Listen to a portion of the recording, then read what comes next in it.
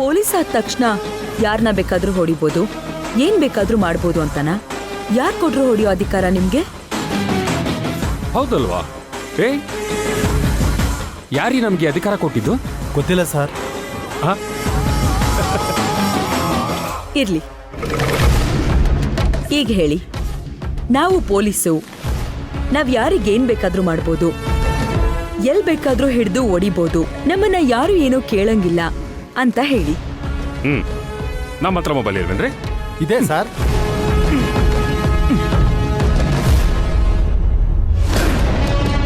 ತಗೊಳ್ಳಿ, ಚೆನ್ನಾಗಿ ಕ್ಯಾಪ್ಚರ್ ಮಾಡಿ. ಸರಿ ಸರ್. ಮೇಡಮ್ ಚೆನ್ನಾಗಿ ಕಾಣಿಸ್ಬೇಕು. ಸರಿ ಸರ್.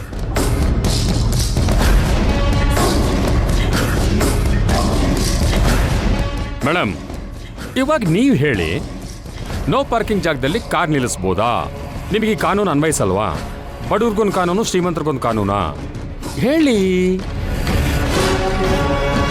ಕೊಡಿ ಸರ್, ಇಲ್ಲಿ ನಿಮ್ ಫೋನ್ ಕೊಡಿ.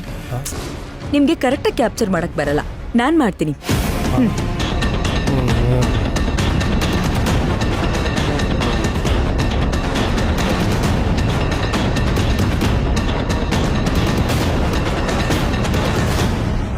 ಹಿಡ್ಕೊಳ್ಳಿ, ನೀಟಾಗಿ ಕ್ಯಾಪ್ಚರ್ ಮಾಡಿ. ಅಲ್ಲ ಸರ್, ಈ ಇಡೀ ಏರಿಯಾದಲ್ಲಿ ಎಷ್ಟೊಂದು ಕಾರ್ಗಳು ನಿಂತಿದೆ, ಯಾವ ಕಾರ್ಗೂ ಇಲ್ಲದೆ ಇರೋಂಥ ನೋ ಪಾರ್ಕಿಂಗ್ ರಿಸ್ಟ್ರಿಕ್ಷನ್ ನನ್ನ ವೆಹಿಕಲ್ಗೆ ಮಾತ್ರ ಯಾಕೆ?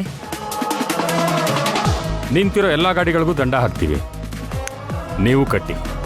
ಕಟ್ತೀನಿ ಬಿಡಿ. ನೋಟಿಸ್ನ ಮನೆಗೆ ಕಳಿಸಿ, ನಾನು ಕೋರ್ಟಿಗೆ ಕಟ್ಕೋತೀನಿ. ಒಂದ್ ನಿಮಿಷ, ನನಗ್ ಕಾನೂನು ತಿಳಿದ ಮಟ್ಟಿಗೆ ಈ ನೋ ಪಾರ್ಕಿಂಗ್ ವಿಚಾರಗಳನ್ನೆಲ್ಲ ಟ್ರಾಫಿಕ್ ಅವ್ರು ನೋಡ್ಕೊಳ್ತಾರೆ. ನಿಮ್ ಡಿಪಾರ್ಟ್ಮೆಂಟ್ ಕಾನೂನು ಚೇಂಜ್ ಆಗೋಯ್ತಾ? ಹಲೋ ಮೇಡಮ್, ಇಬ್ರು ಪೊಲೀಸ್